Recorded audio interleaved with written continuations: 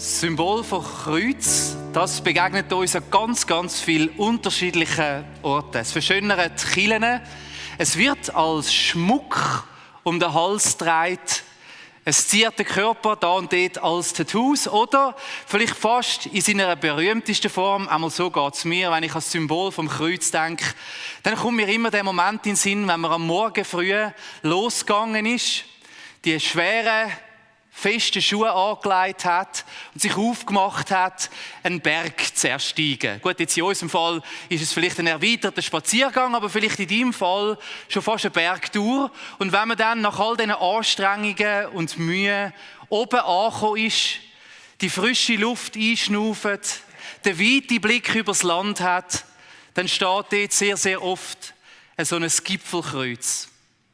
Ein Symbol, das Ausstrahlung hat.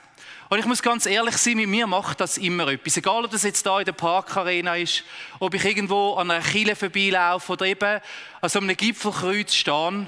Es ist oft so ein Moment, wo ich innehalte und mir ein paar Gedanken durch den Kopf durchgehen. Und es kommt noch das Gefühl in meinem Herzen auf, ein Gefühl von Erstaunen, ein Gefühl von überwältigend sein, ein Gefühl aber auch von der Nachdenklichkeit über mein eigenes Leben, über das, was passiert ist und über das, was Jesus ist. Das Kreuz bewegt nicht immer nur positiv. Vielleicht ist es auch schon so gegangen, besonders mit Menschen, die jetzt sich nicht als Christen würden bezeichnen oder keinen Bezug zum Glauben haben, ist das Kreuz vielleicht sogar eher ein Symbol, das Verachtung oder sogar Verabscheuung in ihnen auslöst. Für sie steht es stellvertretend für die schlimmsten Kapitel der christlichen Geschichte. Als Symbol, das die Kreuzritter getragen haben auf ihren Eroberungstouren. Als Symbol der Kolonialisierung, die in fremden Ländern aufgerichtet worden ist, als Zeichen von der Inanspruchnahme von einem Territorium. Oder als Zierde von diesen Gewändern von unsittlichen Geistlichen. Und so oft löst das Symbol eben in beide Richtungen etwas aus. Zum Guten, aber manchmal auch zum Schwierigen. Das ist nicht erst heute so, sondern das ist schon immer so gewesen. Der Paulus schrieb nämlich im 1. Korintherbrief: Wir aber verkündigen den Menschen, dass Christus, der von Gott erwählte Retter, am Kreuz sterben musste. Und das heißt, für die Juden ist diese Botschaft eine Gotteslästerung. Für die Griechen blanker Unsinn.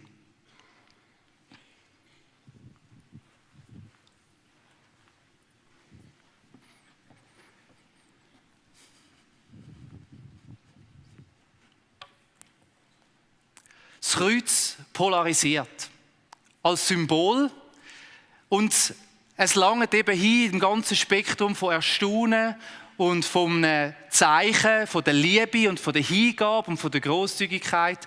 Und die grosse Frage, die sich stellt, ist, wie hat das passieren können? Dass ein römisches Folterinstrument, das zum Tod geführt hat, das gebraucht worden ist, um Verbrecher zu bestrafen auf eine brutale Art und Weise, sich hat können wandeln hin zu dem eben Symbol von der Liebe und von der Hingabe. Das hat viel mit unserem Jahresthema zu tun. Es geht um Agape. Und zwar lesen wir im Römerbrief im 5. Kapitel im Vers 8 Folgendes.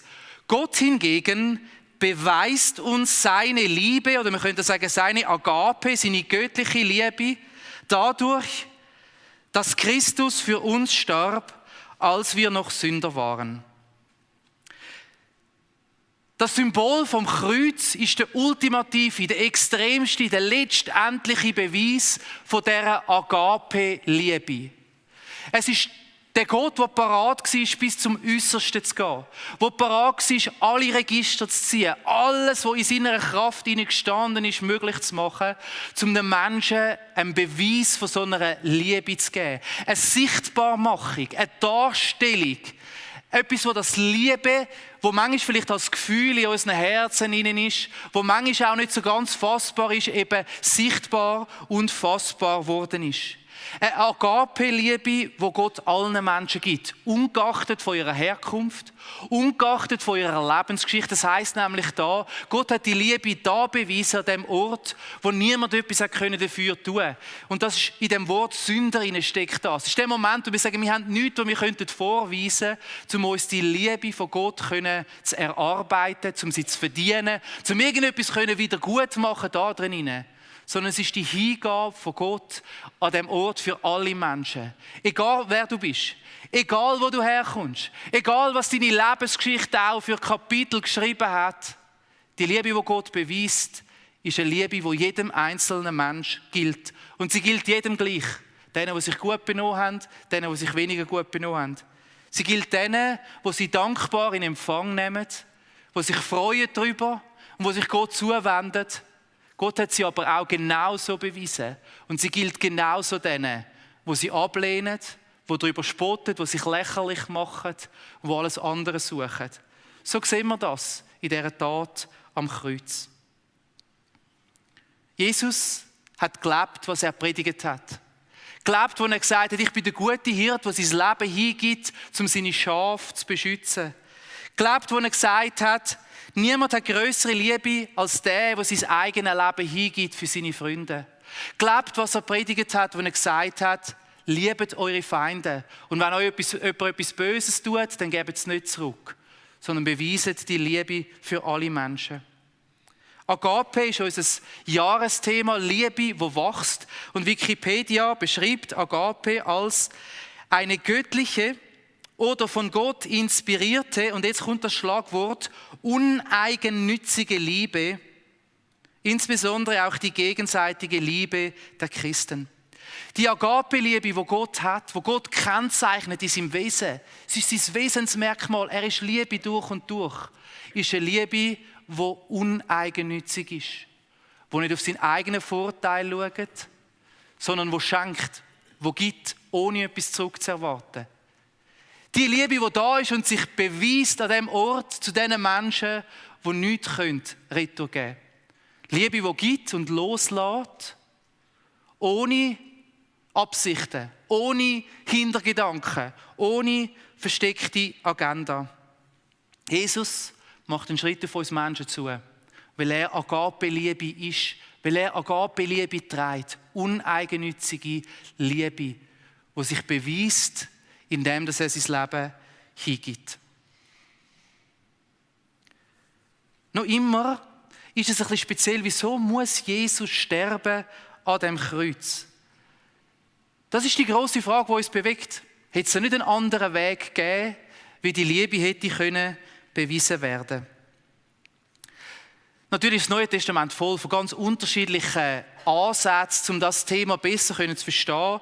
Und ein Text, der uns helfen kann, zu verstehen, was dort passiert, ist aus dem 2. Korinther 5, Vers 21, wo Folgendes steht: Den, der ohne jede Sünde war, also Jesus, hat Gott für uns zur Sünde gemacht, damit wir durch die Verbindung mit ihm die Gerechtigkeit bekommen, mit der wir vor Gott bestehen können. Das sind auch so Verse, die man vielleicht schon mal gelesen hat, die einem altbekannt vorkommen. Gerade vielleicht, wenn man lang mit Gott unterwegs ist, darum muss man sie manchmal ein bisschen sinken lassen ins Herz hinein. Der Bibelvers, er redet von einem Tausch, der da passiert an dem Kreuz. Dass Gott etwas gemacht hat, nämlich seinen Sohn geschenkt hat, dass ein wunderbarer, ein unfassbarer Tausch in unserem Leben stattfinden kann. Jesus gibt sein Leben, sein unschuldiges Leben, sein Leben, das ohne Fehler war, sein Leben, das keine Strafe verdient hätte, hin und tauscht das, sein Leben, gegen unseres. Indem er das, was er verdient hätte, uns gibt und auf sich nimmt, was wir als Menschen verdient hätten. Es ist ein wunderbarer, ein faszinierender und ein unfassbarer Tausch, der an dem Kreuz passiert. Es ist so, als ob Gott uns würde durch Jesus anschauen. Durch das, was Jesus an dem Kreuz gemacht hat. Und dann seht ihr in unserem Leben hinein all die Anteile, die unvollkommen sind, wo die Bibel sagt, Sünde sind, die nicht dem entsprechen, was Gott eigentlich für uns gedacht hätte, durch die Gerechtigkeit von Jesus.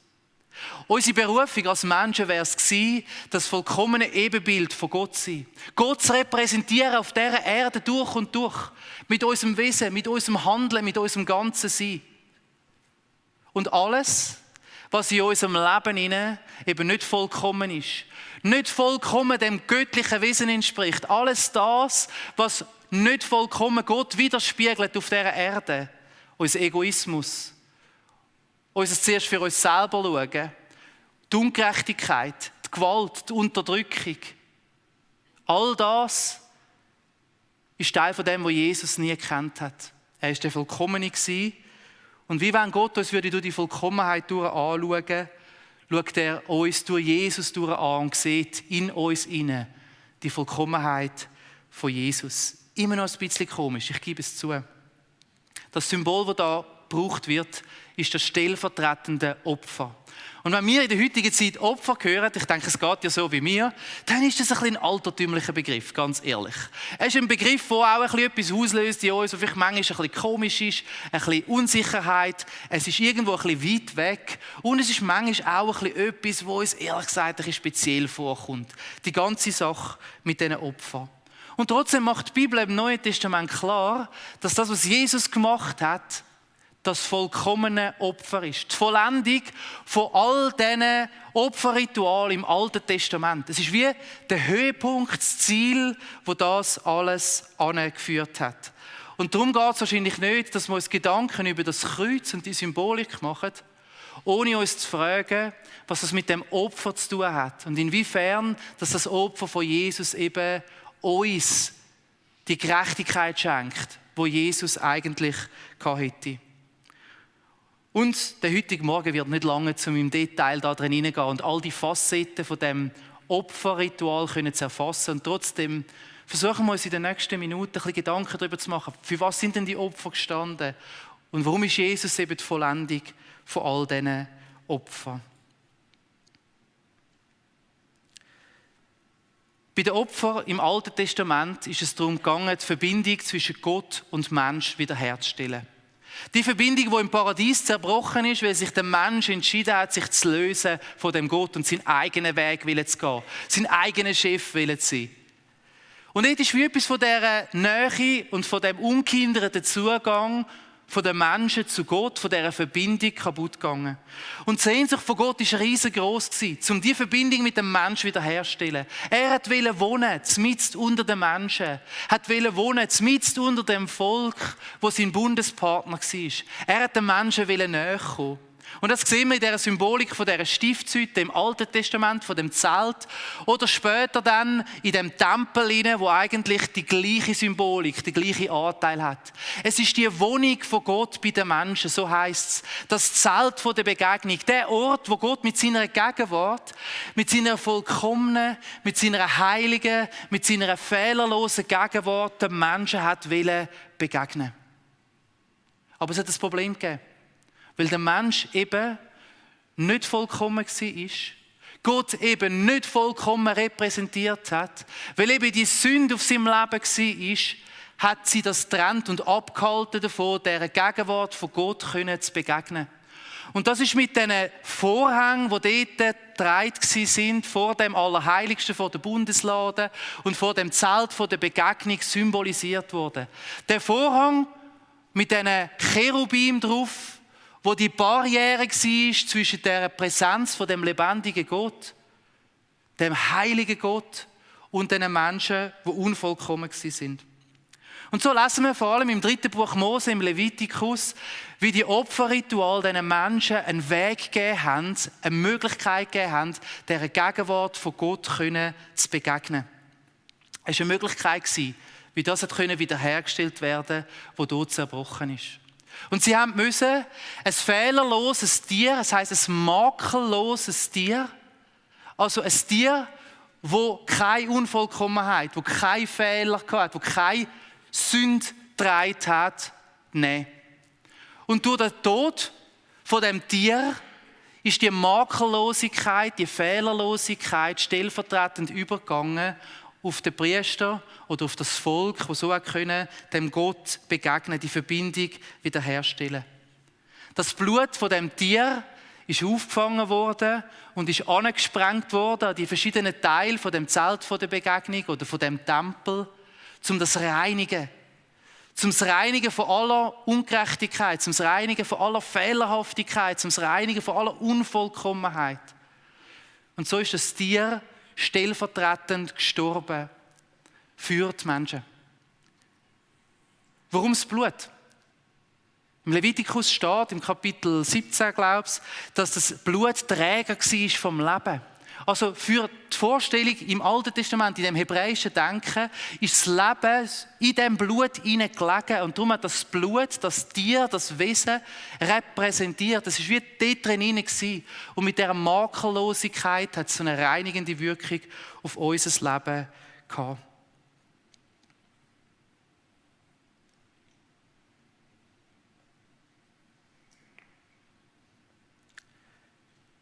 Und wenn man sich das so überlegt, dass das Tier stellvertretend hat können sterben, stellvertretend hat können seine Makellosigkeit übertragen, hat so eine reinigende Kraft gehabt auf all das, was eben verunreinigt worden ist und getrennt hat von Gott, dann wird uns plötzlich bewusst, warum die Menschen zur Zeit vom Alten Testament die Opfer nicht als Bestrafung gesehen haben, sondern es war für sie ein Akt von der Gnade, von dem Gott, wo sich den Menschen wieder zuwendet. Und obwohl sie eigentlich nichts machen könnten, einen Weg schafft, eine Möglichkeit schafft, dass die Beziehung wiederhergestellt werden kann. Es ist der Schritt von Gott, was erlaubt hat, was zugelassen hat, dass der stellvertretende Tod von dem Opfer hat können das möglich machen, was der Mensch von sich aus nicht möglich machen konnte, zurückzufinden in die Reinheit, in die Vollkommenheit vor Gott. In Jesus findet dann das Opfer von dem makellosen Stellvertreter seine endgültige Vollendung.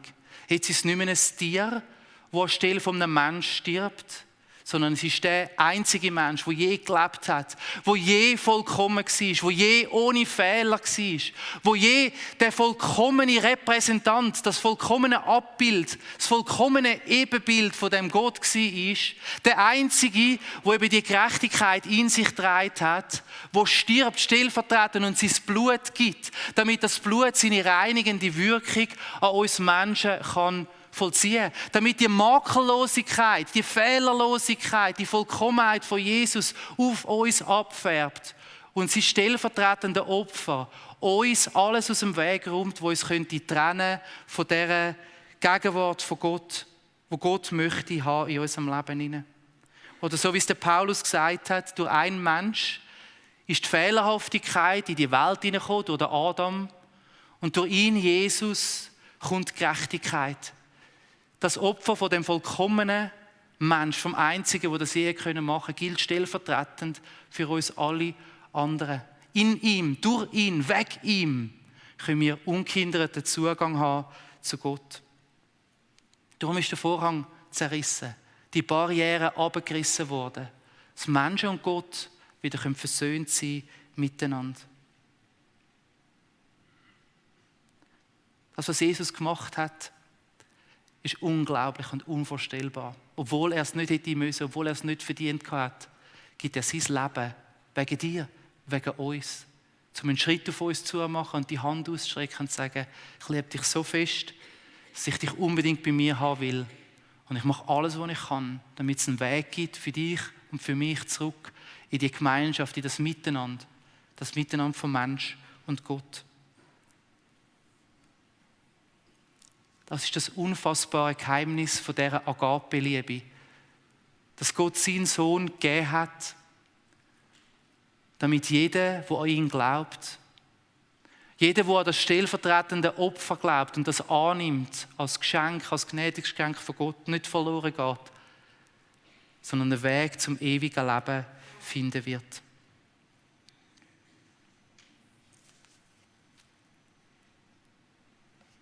Aber was wäre Karfreitag ohne den Ostersonntag?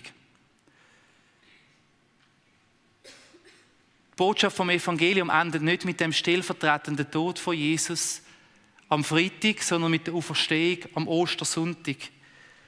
Und es zeigt uns das Prinzip von dem Königreich von Gott, wo eben das Königreich von der Liebe ist, das Königreich von der Agape, wo sagt, dass die Liebe die stärkste Kraft ist, was sie je gegeben hat.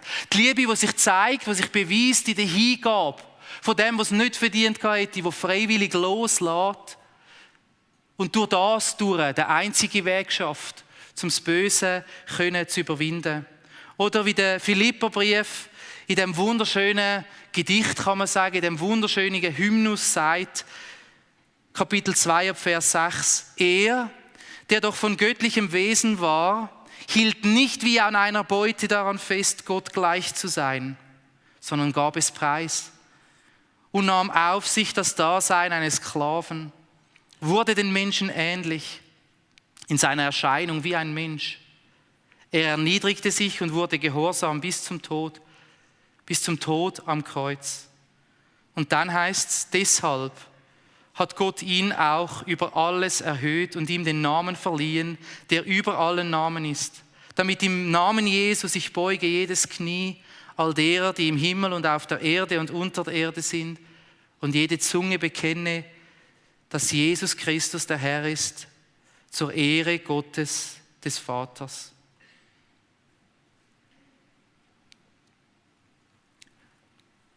Jesus ist der Weg von der Liebe gegangen. Der Weg von dieser uneigennützigen Liebe. Der Weg von der Hingabe. Gegangen bis zum Äußersten. Wegen uns. Er hat darauf verzichtet, zurückzuschlagen, wo er geschlagen worden ist. Darauf verzichtet, für sich selber zu kämpfen. Darauf verzichtet, das Recht in seine eigenen Hände zu nehmen.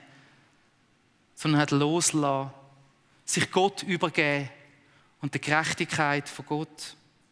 Die Liebe, die Agape-Liebe hat er bewiesen in ihrer absoluten Vollendung. Es ist eine Liebe, die vergibt. Eine Liebe, die das Unrecht nicht zurückzahlt. Eine Liebe, die keine Vergeltung übt. Und eine Liebe, die auf Gewalt verzichtet. In dieser kompletten Hingabe von seinem eigenen Leben.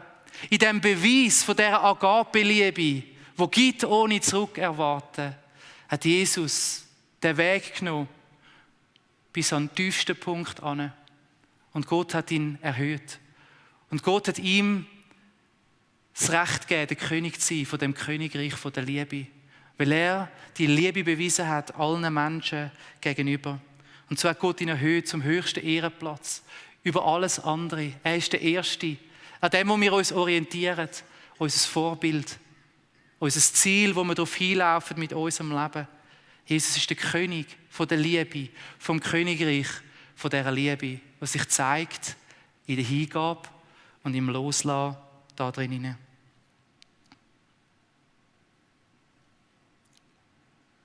So kommen wir zum Schluss. Ich glaube, es braucht immer und immer wieder so einen Moment, wo die Wahrheit in unser Leben so richtig hineinsinken kann, in unser Herz hinein. Heute Morgen wollen wir uns einen Moment Zeit nehmen, jedes einzelne von uns, für sich persönlich, um dich selber zu fragen, wie präsent ist das Geschenk von dieser Liebe in deinem Leben hinein? Spürst es du? Siehst es du? Gibt es Momente, wo du merkst, dass das zum Fundament von deinem Leben und von deinem Handeln werden kann? Ist es vielleicht in der letzten Zeit gewöhnlich geworden? Weil du schon so lange mit dem Jesus unterwegs bist, weil du das Symbol schon so oft gesehen hast. Bist du vielleicht an einem Punkt, wo du sagst, wenn ich das Kreuz sehe, dann sehe ich nicht Liebe, dann sehe ich eher Schwieriges, eher Herausforderndes, eher Sachen, die mich abhalten davon, dem Gott näher zu kommen. Ich wünsche mir von ganzem Herzen, dass die Predigt heute Morgen so ein Moment sein darf, wo in unserem Herzen ein Erstaunen auslöst. Faszination und ein Gefühl von der Überwältigung. Dass Gott das gemacht hat, was niemand anders hätte machen können. Gemacht hat, ohne dass er hätte müssen, weil er hat wollen. Weil er gesagt hat, du bist mir so wertvoll. Du bist mir so wichtig, dass ich bereit bin, alles zu geben, bis zum Äußersten zu gehen, mein eigenes Leben zu opfern, damit deine Beziehung zu Gott wiederhergestellt werden kann.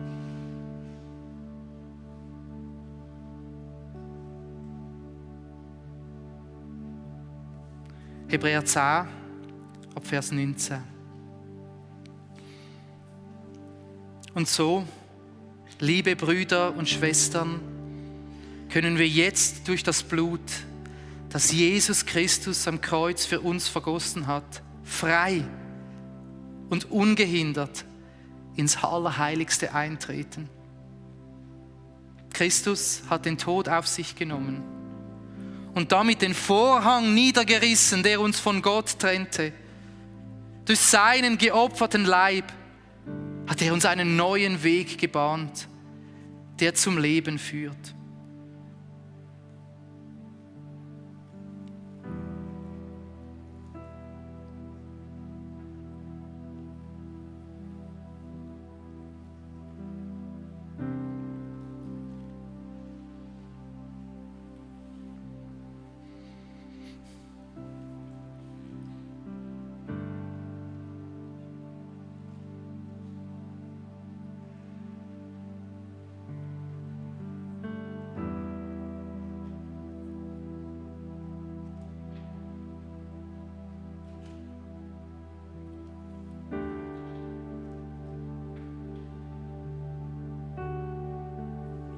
Und so sind wir jetzt vor dir. Mit unserem ganzen Leben. Mit all dem, was uns ausmacht. Mit allem Schönen, Erfolgreichen, aber auch mit allem Schwierigen. Und so kommen wir vor dich, so wie wir sind.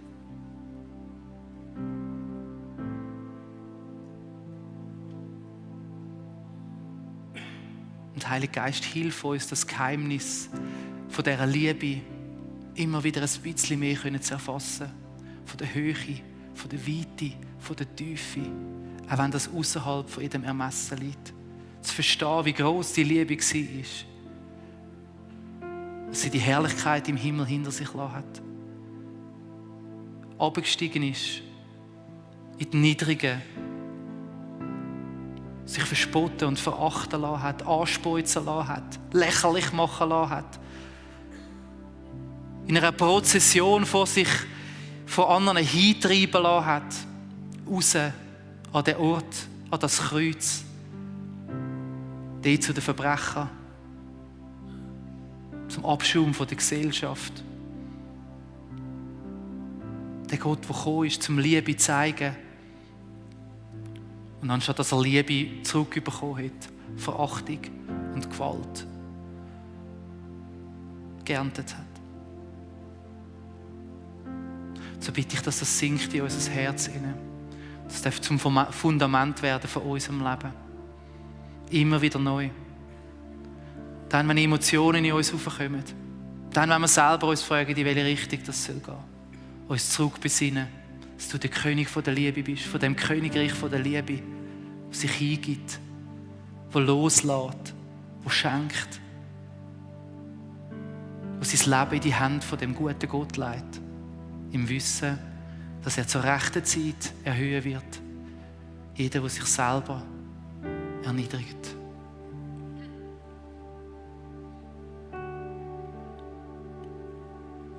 Amen.